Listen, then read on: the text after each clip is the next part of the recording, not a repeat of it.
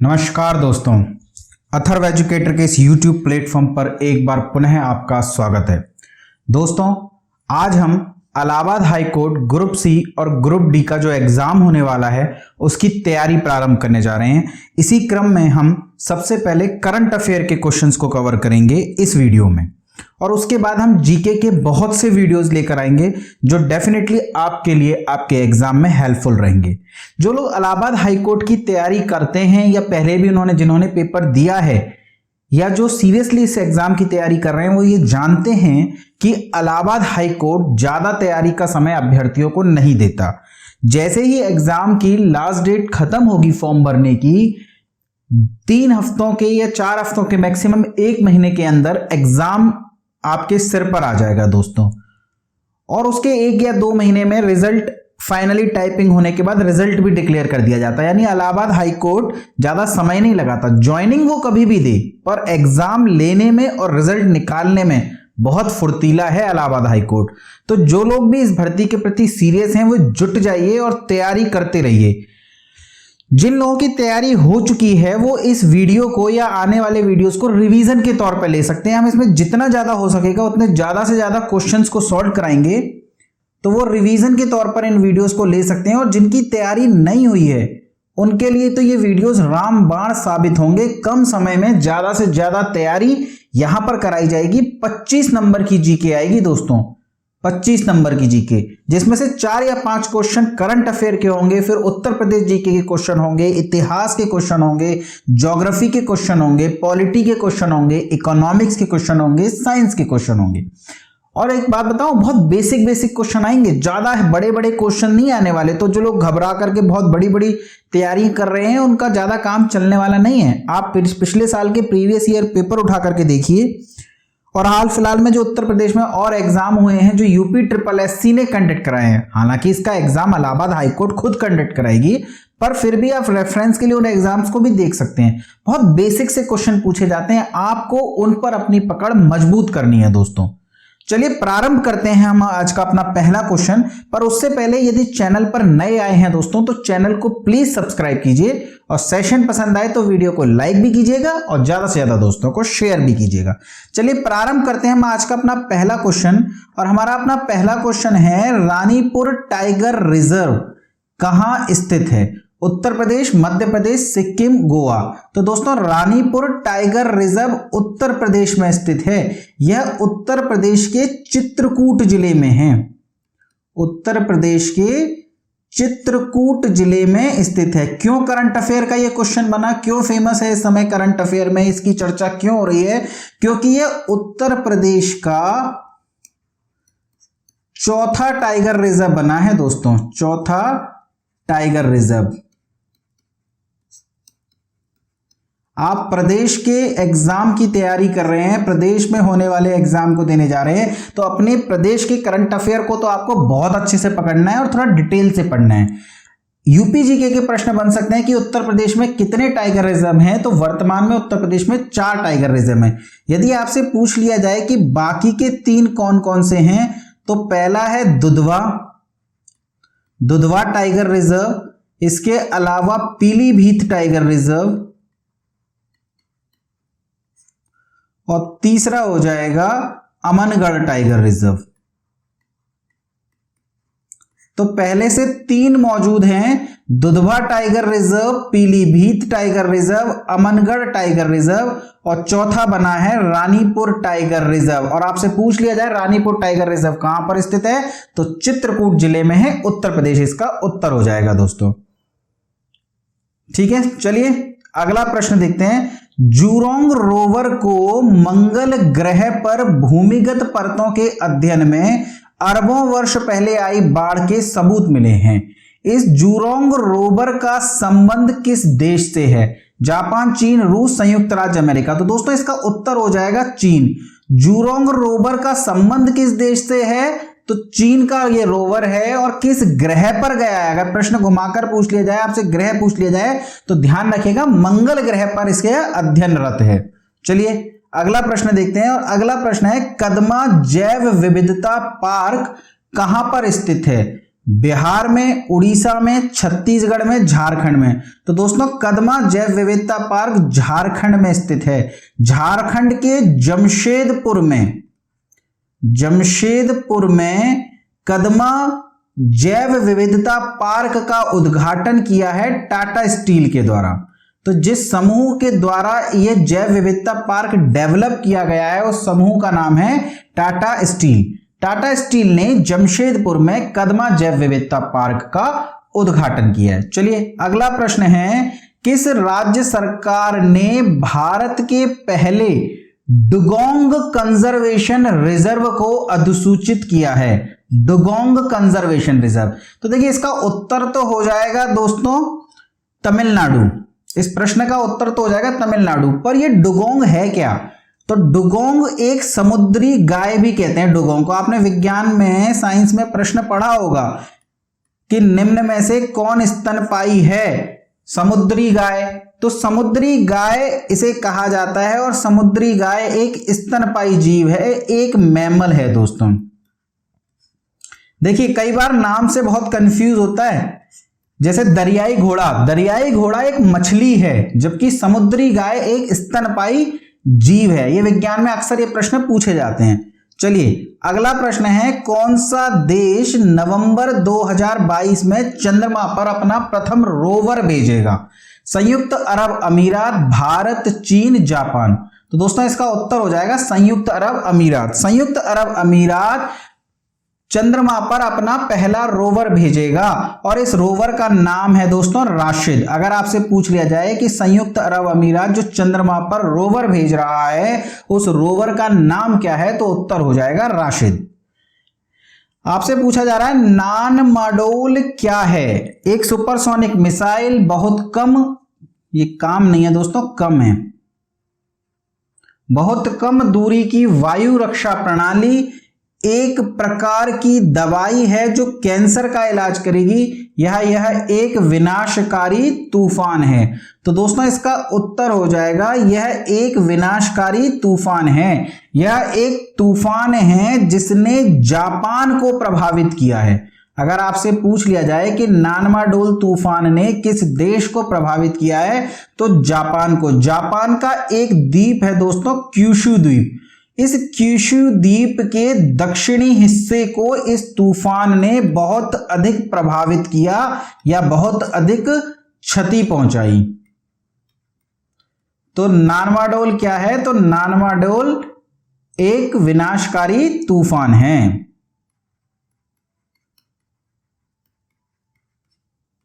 चलिए अगला प्रश्न देखते हैं और हमारा अगला प्रश्न है, प्रधानमंत्री मोदी द्वारा मध्य प्रदेश में स्थित कूनो नेशनल पार्क में चीता परियोजना के तहत 8 चीतों को छोड़ा गया। इन चीतों को किस देश से लाया गया? अंगोला, नामीबिया, दक्षिण अफ्रीका, केन्या। दोस्तों इसका उत्तर तो हो जाएगा नामीबिया। पर यह प्रश्न बहुत इंपॉर्टेंट है, इसमें कई प्रश्न बनते हैं। जैसे आपसे पूछा जा सकता है कि कूनो नेशनल पार्क कहां स्थित है? तो कूनो नेशनल पार्क मध्य प्रदेश में स्थित है। देखिए चीता भारत से विलुप्त हो चुका है, दोबारा से भारत में इन चीतों को मतलब बढ़ाने की, इनकी संख्या को बढ़ाने की, ये विलुप्त प्राणी है तो इसका अस्तित्व भारत में पैदा करने की और इनकी संख्या को बढ़ाने का एक प्रयास किया जा रहा है। और इस प्रयास के तहत नामीबिया से 8 चीते मंगाए गए हैं दोस्तों। और ध्यान रखिएगा कि इन 8 चीतों में 5 मादा चीते हैं और 3 नर चीते हैं और इन 8 का कोई ना कोई नाम है दोस्तों जो नामीबिया के द्वारा दिया गया है। आपको इन 8 चीतों का नाम याद नहीं रखना, पर इन 8 में से एक मादा चीता ऐसी है जिसका नाम प्रधानमंत्री नरेंद्र मोदी के द्वारा रखा गया है। आपको वो नाम पता होना चाहिए दोस्तों, ध्यान रखिएगा। आशा, एक मादा चीते का नाम पीएम मोदी ने रखा है और आपसे पूछा जा सकता है वह नाम क्या है, तो वह नाम है आशा। ध्यान रखिएगा मादा चीता है ये। अगर आपसे पूछ लिया जाए कि कितने कुल चीते आए हैं तो 8 चीते मादा, 5 नर, 3, एक मादा चीते का नाम आशा है जो कि प्रधानमंत्री नरेंद्र मोदी के द्वारा रखा गया है। चलिए अगला प्रश्न है, ये स्लाइड है, आप स्क्रीनशॉट ले सकते हैं।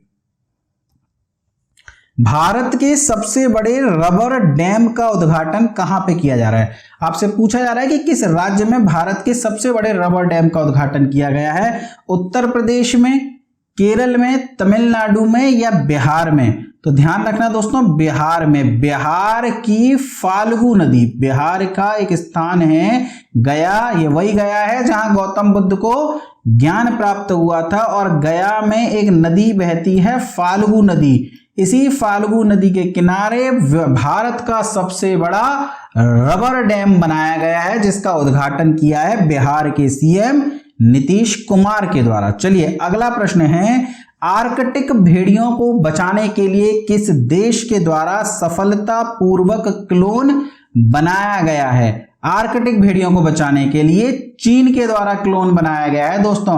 और ध्यान रखना, आपसे इस क्लोन का नाम भी पूछा जा सकता है, तो इस क्लोन का नाम है माया। चलिए अगला प्रश्न है, भारत का पहला वानिकी विश्वविद्यालय कहां पर खोला गया? देखिए भारत में कई विश्वविद्यालय हैं, पर भारत में कोई भी वानिकी विश्वविद्यालय नहीं था। भारत का पहला वानिकी विश्वविद्यालय तेलंगाना में खोला गया है। ध्यान रखिएगा, इस प्रकार का यह विश्व का तीसरा विश्वविद्यालय है। विश्व का, भारत का पहला और विश्व का तीसरा विश्वविद्यालय है। तो आपसे पूछा जा सकता है कि पहला कहां पर है? तो पहला है रूस में, दूसरा है चीन में और तीसरा है तेलंगाना भारत में। चलिए अगला प्रश्न देखते हैं, हॉकी इंडिया का नया अध्यक्ष किसे नियुक्त किया गया है? अमरिंदर सिंह, बलराज सिंह, दिलीप वेंगसकर या दिलीप तिर्की? तो ध्यान रखिएगा दोस्तों, हॉकी इंडिया का अध्यक्ष बनाया गया है दिलीप तिर्की को। सन 2022 में विशेषतः सितंबर माह में जो नियुक्ति हुई हैं, वो नियुक्तियों को मैंने आपके सामने एक स्लाइड में ले आया हूं दोस्तों। और मैंने यहां पर सिर्फ उन महत्वपूर्ण नियुक्तियों को, बहुत सी नियुक्ति होती हैं, पर सिर्फ उन महत्वपूर्ण नियुक्तियों को आपकी स्लाइड पर उतारा है जो आपको एग्जाम में डायरेक्ट सीधे तौर पर देखने को मिल सकती है दोस्तों। तो इस स्लाइड को इंपॉर्टेंट कर लीजिए, इसका स्क्रीनशॉट ले लीजिए, प्रिंट निकाल लीजिए, जैसे भी है, पर ये याद जरूर कर लीजिएगा दोस्तों। इसमें पहला है, संसद टीवी के नए सीईओ कौन बनाए गए हैं? तो उत्पल कुमार सिंह को संसद टीवी का नया सीईओ बनाया गया है। आपसे पूछे, राष्ट्रीय कानूनी सेवा प्राधिकरण के नए कार्यकारी अध्यक्ष कौन है? तो DY चंद्रचूड़ को नालसा का कार्यकारी अध्यक्ष बनाया गया है। Chief of defence staff, general Vipin Rawat Bharat के पहले चीफ ऑफ डिफेंस स्टाफ थे, जिनका निधन हो गया, और उनके स्थान पर अब भारत के जो दूसरे चीफ ऑफ डिफेंस स्टाफ हैं वो हैं लेफ्टिनेंट जनरल अनिल चौहान। इसी प्रकार आपसे ICMR के महानिदेशक का नाम पूछा जा सकता है, भारतीय चिकित्सा अनुसंधान परिषद, इसके महानिदेशक हैं राजीव बहल। और सऊदी अरब के नए प्रधानमंत्री, देखिए सऊदी अरब में राजतंत्र है और वहां के शासक हैं शाह सलमान बिन अब्दुल अजीज। आजकल इनकी तबीयत कुछ नासाज रहती है, तो ये चाहते हैं कि इनके मृत्यु से पहले, इनके प्राण पखेरु उड़ने से पहले इनका पुत्र राजपाट को अच्छे से सीख ले, इसलिए उन्होंने उसे प्रधानमंत्री का पद दिया है। हालांकि ये पहले इस देश के रक्षा मंत्री के पद को सुशोभित कर रहे थे, पर अब इन्हें प्रधानमंत्री बना दिया गया है। जल्द ही इनके पिता के उपरांत ये सऊदी अरब के सुल्तान भी बनेंगे। इनका नाम है प्रिंस मोहम्मद बिन सलमान। तो ये आपके सामने 5 अपॉइंटमेंट हैं सितंबर माह के, और इसके अलावा एक हॉकी इंडिया के दिलीप तिर्की। ये 6 अपॉइंटमेंट आपको रटे होने चाहिए दोस्तों। चलिए अगला प्रश्न देखते हैं, इटली की पहली महिला प्रधानमंत्री कौन बनी है? देखिए चूंकि विश्व में जब भी कुछ पहला होता है तो वो करंट अफेयर की दृष्टि से बहुत इंपॉर्टेंट हो जाता है दोस्तों। इटली की पहली महिला प्रधानमंत्री बनी है, आपसे पूछा जा रहा है वो कौन है? Maya Angelou, Giorgia Meloni, Meena Kandasamy या सिथियारा चिम? तो दोस्तों इसका उत्तर हो जाएगा जॉर्जिया मेलोनी। ध्यान रखिएगा, इटली को यूरोप का भारत भी कहते हैं, यूरोप का भारत भी कहते हैं इटली को। चलिए अगला प्रश्न है, किसे मिस अर्थ इंडिया 2022 से नवाजा गया है? वंशिका परमार, धनिष्ठा सिंह, ऋतुंबरा सेन, आम्रपाली वैश्य। मिस अर्थ इंडिया 2022 आपसे पूछा जा रहा है, मिस अर्थ इंडिया 2022, ध्यान रखिएगा। Miss Universe, Miss World, Miss India, Miss Earth India, इस तरह के नाम आपसे अक्सर प्रश्नों में पूछे जाते हैं। इसमें आपसे पूछा जा रहा है कि मिस अर्थ इंडिया 2022 का खिताब किसने जीता है, तो उत्तर हो जाएगा वंशिका परमार ने।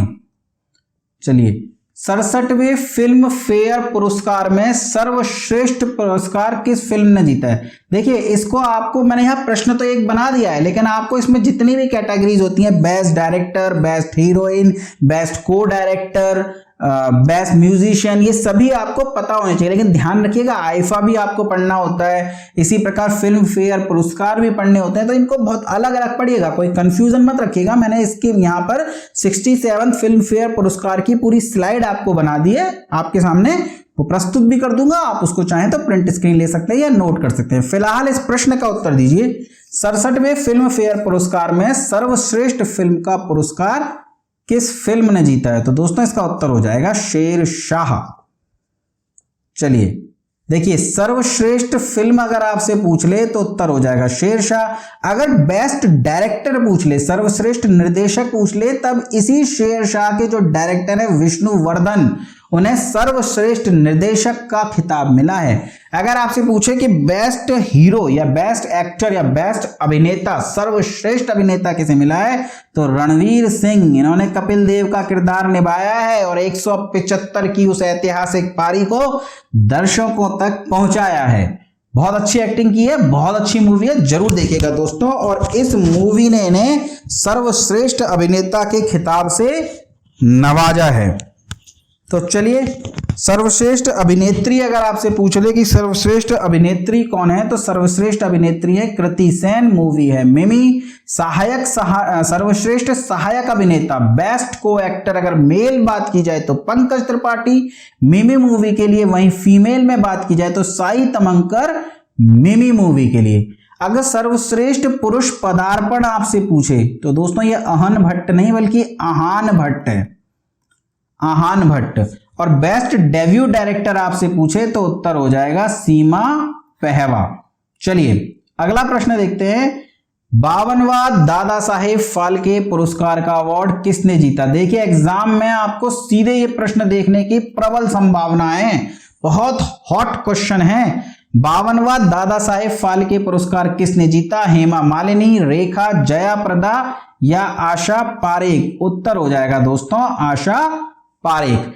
दादा साहेब फाल्के पुरस्कार पर मैंने पूरी वीडियो बनाई हुई है, आप चाहें तो डिस्क्रिप्शन में मैं उसका लिंक दे दूंगा, आप चाहें तो उस वीडियो को अच्छे से देख सकते हैं। उस पर हमने पूरे विस्तार से दादा साहेब फाल्के पुरस्कार में चर्चा की हुई है। चलिए, इससे पहले मैं अगला प्रश्न देखूं, थोड़ा शेयर वेयर कर दो दोस्तों, लाइक वाइक ठोक दो वीडियो को और चैनल को सब्सक्राइब कर दो। चलो अगला प्रश्न है, हाल ही में किस राज्य में नुआखाई जोहार उत्सव धूमधाम से मनाया जाता है। आपसे नुआखाई जोहार उत्सव पूछ रहा है कि यह उत्सव उड़ीसा में मनाया जाता है, छत्तीसगढ़ में मनाया जाता है, तेलंगाना में मनाया जाता है या महाराष्ट्र में। तो दोस्तों इस उत्सव का उत्तर तो हो जाएगा उड़ीसा, यानी नुआखाई जोहार उत्सव उड़ीसा का उत्सव है। नीचे देखिए एक और उत्सव लिखा हुआ है और आपसे पूछ रहा है बथुकम्मा उत्सव कहां मनाया जाता है। तो ध्यान रखिएगा, बथुकम्मा उत्सव मनाया जाता है तेलंगाना में। अगर आपसे पूछ ले कि नुआखाई जोहार उत्सव कहां मनाया जाता है तो उत्तर हो जाएगा उड़ीसा। वहीं आपसे पूछे बथुकम्मा उत्सव कहां मनाया जाता है तो उत्तर हो जाएगा तेलंगाना। चलिए अगला प्रश्न है, हाल ही में किस भारतीय क्रिकेटर ने क्रिकेट के सभी प्रारूपों से संन्यास लेने की घोषणा करी है। संन्यास ले लिया, T20 से, वनडे से, टेस्ट से, सभी प्रारूपों से। आपसे पूछ रहा है वो कौन है, शिखर धवन, हरमनप्रीत, विराट कोहली और सुरेश रैना। हाल ही में जो रिटायरमेंट क्रिकेट के हुए हैं इंडियन प्लेयर्स में, उसमें आपको 2 रिटायरमेंट याद रखने हैं दोस्तों, एक तो सुरेश रैना का और एक झूलन गोस्वामी का। वुमेन क्रिकेटर की अच्छी बॉलर रही हैं झूलन गोस्वामी, उन्होंने भी रिटायरमेंट ले लिया है। देखिए अगला प्रश्न आ गया, कोलकाता के ईडन गार्डन स्टेडियम के एक स्टैंड का नाम किस भारतीय महिला क्रिकेटर के नाम पर रखने की घोषणा की है? हरमनप्रीत, मिताली राज, झूलन गोस्वामी या स्मृति मंदाना? उत्तर हो जाएगा दोस्तों झूलन गोस्वामी। हाल ही में इन्होंने रिटायरमेंट लिया है और इनके सम्मान में कोलकाता के ईडन गार्डन ने एक स्टैंड का नाम ही झूलन गोस्वामी स्टैंड रखने का फैसला किया है। चलिए अगला प्रश्न देखते हैं। अगला प्रश्न है, साइरस मिस्त्री का निधन हो गया। अभी कुछ समय पूर्व एक एक्सीडेंट में साइरस मिस्त्री का निधन हो गया था। आपसे पूछा जा सकता है कि वे कौन थे? तो वे कारोबारी थे। उनका संबंध किस समूह से रहा है? तो उनका संबंध टाटा ग्रुप से रहा है।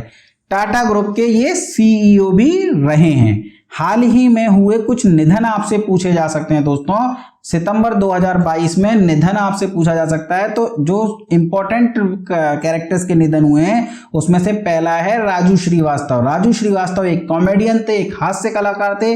वहीं ब्रजवासी लाल, बीबी लाल, सिंधु घाटी सभ्यता के क्वेश्चन आंसर्स यदि आप सॉल्व करेंगे या थ्योरी आप पढ़ेंगे तो वहां पर आप बीबी लाल के बारे में कई जगह पढ़ेंगे। हालांकि बीबी लाल जो वर्तमान में करंट में जो चर्चा का विषय था वो ये कि बीबी लाल ने बाबरी मस्जिद के नीचे मंदिर को खोजा था। पुरातत्वविद तो ये थे ही, पर बाबरी मस्जिद एक मंदिर को तोड़कर बनी है इस बात के साक्ष्य दिए थे बीबी लाल ने। इसी इनका बहुत बड़ा योगदान रहा है बाबरी मस्जिद या अयोध्या फैसले में। अयोध्या मंदिर के पक्ष में जो फैसला आया है उसमें बीबी लाल का बहुत बड़ा योगदान रहा है। इनका भी हाल ही में निधन हुआ है।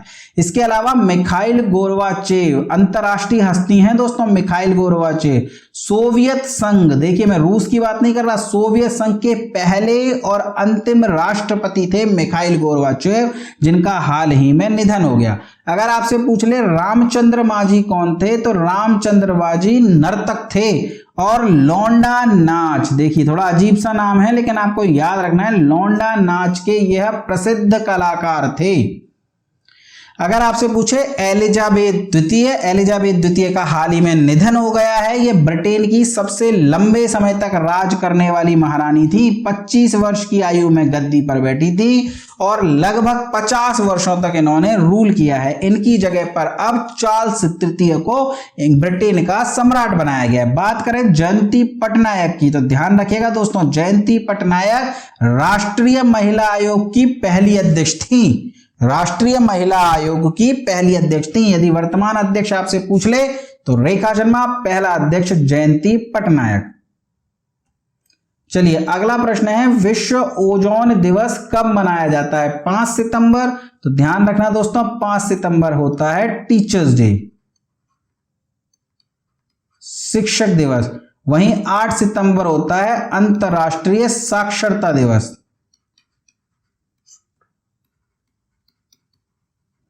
अंतर्राष्ट्रीय साक्षरता दिवस। 25 सितंबर अंत्योदय दिवस, डॉक्टर दीनदयाल उपाध्याय जी की स्मृति पर इस दिवस को अंत्योदय दिवस के रूप में मनाते हैं। तो आपसे पूछ ले अंत्योदय दिवस कब मनाया जाता है? तो उत्तर हो जाएगा 25 सितंबर। वहीं 16 सितंबर को ओजोन दिवस के रूप में मनाया जाता है। तो आपसे पूछा है विश्व ओजोन दिवस कब मनाया जाता है? तो उत्तर हो जाएगा दोस्तों 16 सितंबर। ये वही सारी स्लाइड है जो मैंने आपको बताई। अगर आपसे पूछ ले कि इंजीनियर्स डे कब होता है तो इंजीनियर्स डे हो जाएगा 15 सितंबर, अभियंता दिवस। और हिंदी दिवस अगर आपसे पूछे तो बहुत ही इंपॉर्टेंट क्वेश्चन है, इजी क्वेश्चन है, 14 सितंबर को हिंदी दिवस के रूप में मनाया जाता है। चलिए अगला प्रश्न है, रिलायंस इंडस्ट्रीज ने विश्व का सबसे बड़ा और भारत का पहला कार्बन फाइबर प्लांट बनाए जाने की घोषणा की है।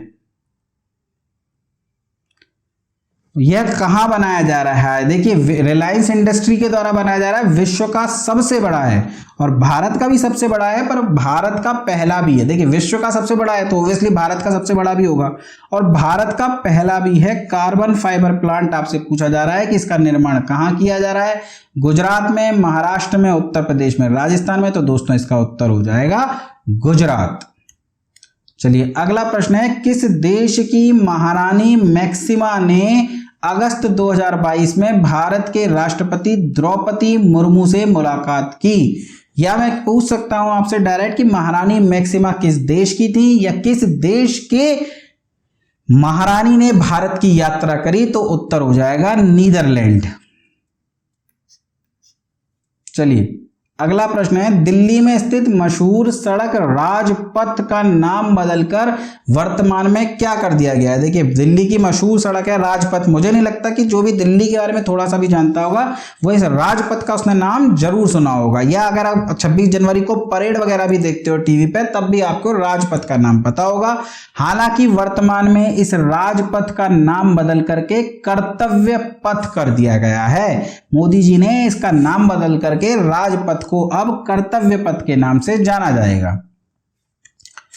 चलिए अगला प्रश्न देखते हैं। अगला प्रश्न है, विश्व का सबसे बड़ा हड़प्पा संस्कृति का संग्रहालय कहां बनाया जा रहा है। मोहनजोदड़ो, रंगपुर, बनावली या राखीगढ़ी। तो दोस्तों इसका उत्तर हो जाएगा राखीगढ़ी। ध्यान रखिएगा राखीगढ़ी हरियाणा में स्थित है,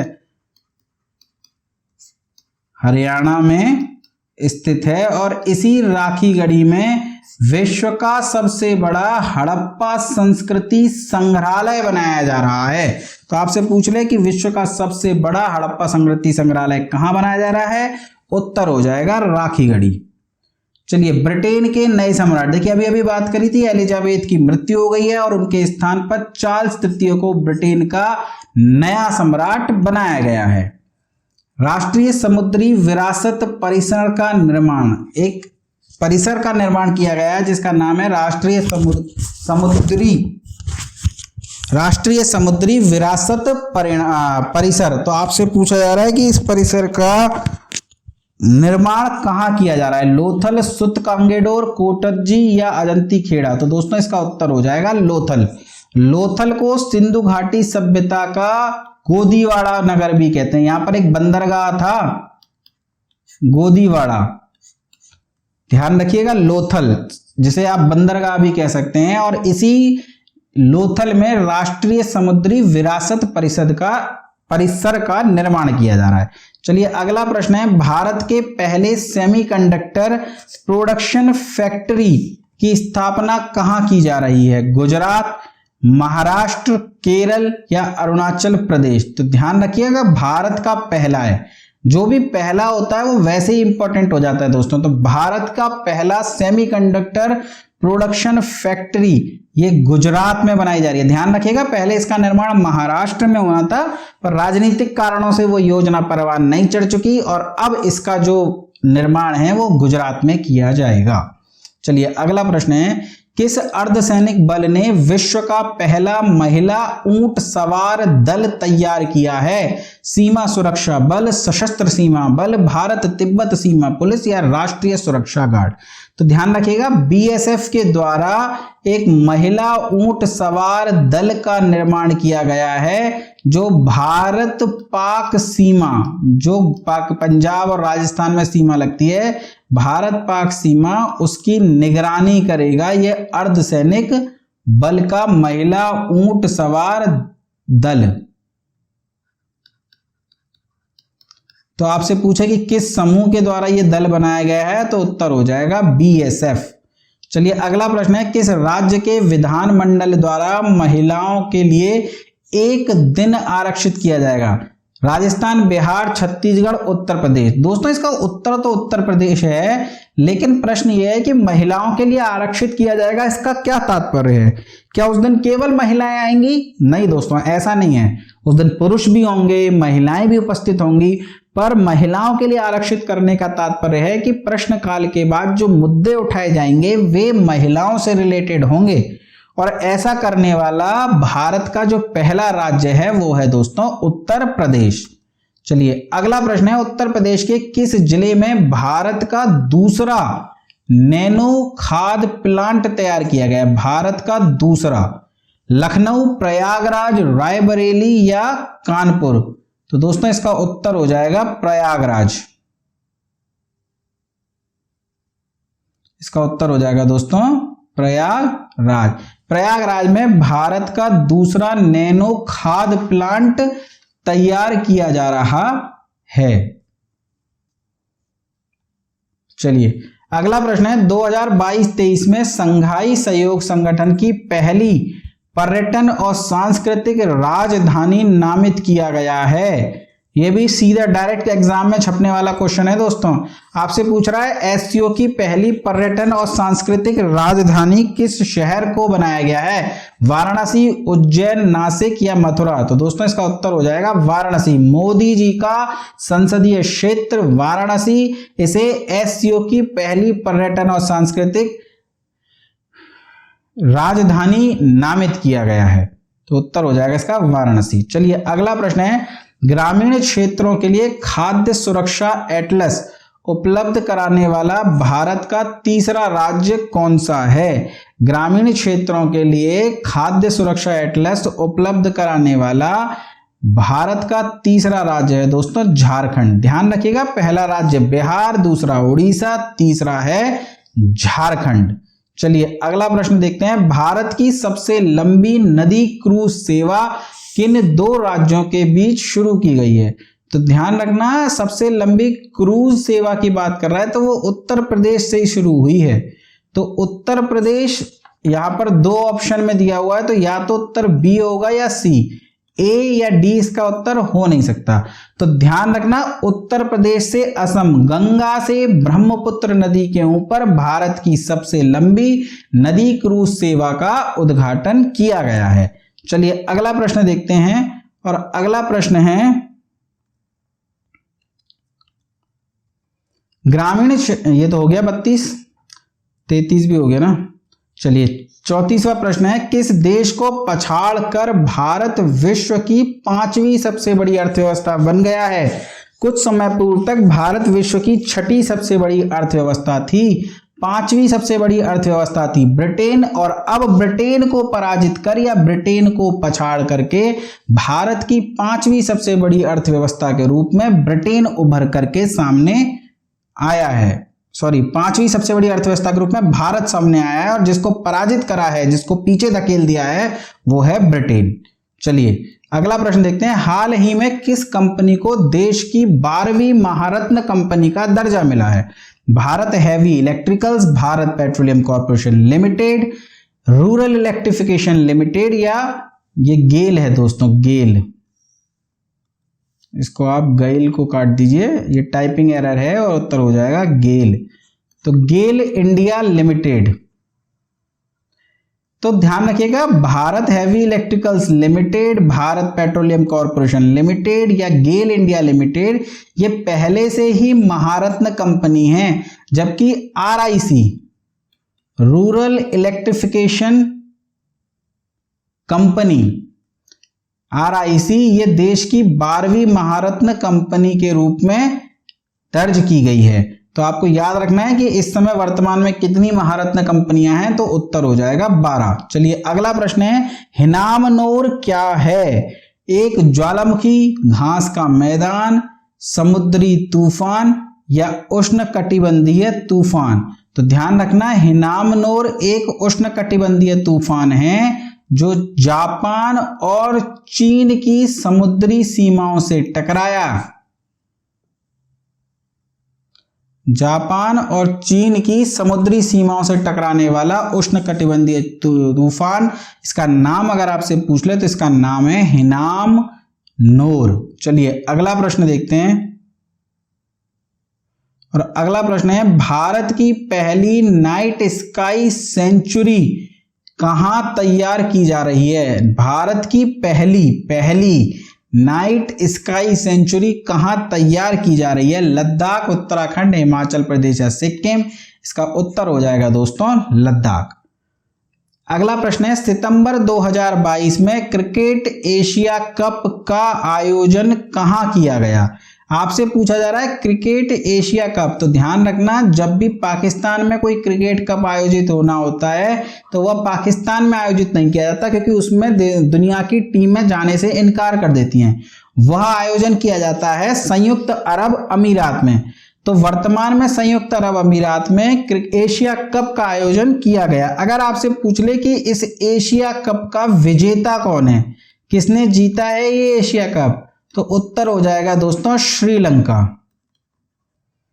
उत्तर हो जाएगा श्रीलंका। अगर आपसे पूछ ले उप विजेता कौन है, एशिया कप का उप विजेता कौन है, तो उप विजेता हो जाएगा दोस्तों पाकिस्तान। एशिया कप का विजेता श्रीलंका, उप विजेता पाकिस्तान। आयोजन हुआ है संयुक्त अरब अमीरात में। चलिए अगला प्रश्न है, यूएस ओपन 2022 में पुरुष का खिताब किसने जीता? आपसे पूछ रहा है यूएस ओपन 2022। यूएस ओपन 2022 में जो मेल सिंगल मैच हुए थे वो कौन जीता था? तो वो जीता था कार्लोस अल्काराज ने। अलकराज नहीं, अल्काराज, आप ऐसे लिख सकते हैं, अल्काराज। तो कार्लोस अल्काराज ने यूएस ओपन 2022 में पुरुष एकल का खिताब जीत लिया है। चलिए अगला प्रश्न है, विश्व कुश्ती चैंपियनशिप 2022 में विनेश फोगाट ने कौन सा पदक जीता? तो देखिए जो विश्व कुश्ती चैंपियनशिप 2022 हुई थी, इसमें भारत ने केवल 2 ही पदक जीते हैं। और आपको जानकर के खुशी होगी कि ये दोनों ही पदक कांस्य पदक हैं, यानी किसी भी प्रकार का कोई सिल्वर मेडल या गोल्ड मेडल इस बार नहीं जीता गया है विश्व कुश्ती चैंपियनशिप 2022 में। विनेश फोगाट ने और बजरंग पूनिया ने, ये 2 ही मेडल आए थे, बजरंग पूनिया और विनेश फोगाट। और इन दोनों ने कांस्य पदक को जीता है दोस्तों, ध्यान रखिएगा, कांस्य पदक, ब्रॉन्ज मेडल। चलिए अगला प्रश्न है, सितंबर 2022 में भारतीय सेना और वायुसेना ने किस राज्य में गगन स्ट्राइक संयुक्त अभ्यास का आयोजन किया? राजस्थान, पंजाब, हरियाणा, महाराष्ट्र। तो दोस्तों इसका उत्तर हो जाएगा पंजाब। भारत के पहले लिथियम सेल उत्पादन संयंत्र का शुभारंभ कहां किया गया? भारत का पहला लिथियम सेल उत्पादन संयंत्र। अगर आपसे पूछा जाए कि इसको कहां प्रारंभ किया गया है, चेन्नई में, तिरुपति में, कोच्चि में, पणजी में, तो दोस्तों इसका उत्तर हो जाएगा तिरुपति में। चलिए अगला प्रश्न है, भारत की पहली डिजिटल एड्रेस सिटी। ध्यान रखिएगा, डिजिटल एड्रेस सिटी का तात्पर्य है कि भारत के प्रत्येक घर को एक कोड दिया जाएगा और जैसे ही उस कोड को कंप्यूटर में फीड किया जाएगा, आपका पूरा बायोडाटा एड्रेस के साथ निकल करके सामने आ जाएगा। तो भारत की पहली डिजिटल एड्रेस सिटी या भारत की पहली एड्रेस सिटी जहां सबके कोड बन करके तैयार हो गए हैं, वो है दोस्तों इंदौर। चलिए अगला प्रश्न है, नॉर्थ चैनल को पार करने वाले पूर्वोत्तर क्षेत्र के पहले सबसे अधिक आयु के भारतीय तैराक कौन बन गए? आपसे पूछा जा रहा है कि नॉर्थ चैनल को किस वृद्ध व्यक्ति ने या सर्वाधिक आयु की व्यक्ति ने क्रॉस किया है? एल्विस हजारिका, संदीप सेजवाल, अनुज शर्मा या वीर धवल खाड़े। तो ध्यान रखिएगा, इसका उत्तर हो जाएगा एल्विस हजारिका। चलिए अगला प्रश्न है, 12 वर्ष में एक बार खिलने वाला फूल नील कुरंजी। तो देखिए 12 वर्ष में एक ही बार खिलता है नील कुरंजी। और इस फूल को देखने के लिए कई लोग यात्रा करते हैं जहां पर ये फूल खिलते हैं, उन पहाड़ों की। तो आपसे पूछा जाए कि नील कुरंजी आखिरी बार कब खिला था? तो ध्यान रखिएगा 2006 में यह आखिरी बार खिला था। तो अगर 2006 में 12 को जोड़ा जाए तो 2018 के आसपास ये फूल भारत में खिलना चाहिए था, पर नहीं खिला। 2018 में नहीं खिला और 4 साल लेट हो गया और 2022 में जाकर के ये फूल खिला है। तो ये कौन सा दुर्लभ फूल है? नील कुरंजी। चलिए अगला प्रश्न है, निम्न में से कौन एवरेस्ट बेस कैंप फतह करने वाली सबसे कम उम्र की भारतीय पर्वतारोही बन गई है? रिदम ममानिया, शिवांगी पाठक, रजनी सेठ या रोशनी शर्मा। तो दोस्तों उत्तर है रिदम ममानिया। ध्यान रखना, रिदम ममानिया सबसे कम उम्र की ऐसी पर्वतारोही बन गई हैं जिन्होंने एवरेस्ट बेस कैंप को फतेह किया है। Everest base camp. और ध्यान रखना, इस कार्य के लिए उन्होंने कोई ट्रेनिंग नहीं ली, बल्कि अपने घर के पास एक टंकी थी पानी की, उसकी सीढ़ियां चढ़ना उतरना यही उनका रूटीन था। तो सबसे कम उम्र में एवरेस्ट बेस कैंप फतेह करने वाली रिदम ममानिया। चलिए अगला प्रश्न है, शंघाई सहयोग संगठन SCO के नए महासचिव कौन बने हैं? शंघाई सहयोग संगठन, आपसे पूछा जाए SCO का मुख्यालय कहां पर है तो ध्यान रखिएगा शंघाई में नहीं है दोस्तों, SCO का मुख्यालय है बीजिंग में।